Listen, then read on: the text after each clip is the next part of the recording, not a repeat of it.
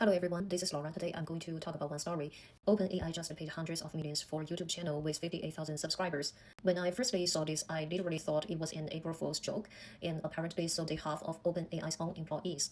But then I started thinking about it, and honestly, I realized that this might actually be one of the smartest things they have ever done. Why? So the show is called TBPN.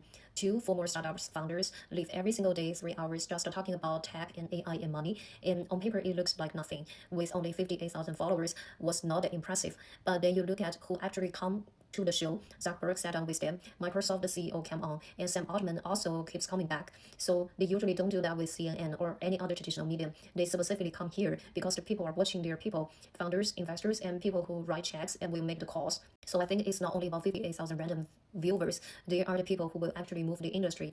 And that's when it clicked for me why OpenAI wanted this so badly.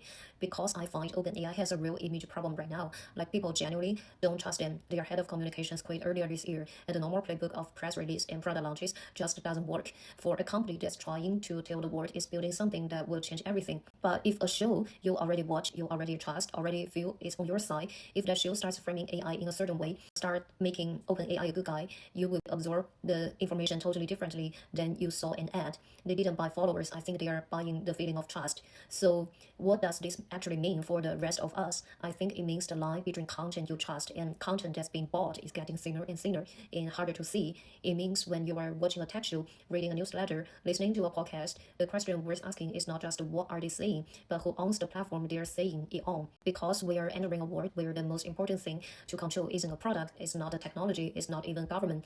It's the story that the smartest, most influential people in the room believe is true. And I think OpenAI just bought a seat in the room. So I think the next time something feels like honest commentary about AI, just pause for 1 or 2 seconds and ask yourself who paid for this opinion to read me. Not because the answer is always sinister, but because asking the question at all is how you stay in control of your own.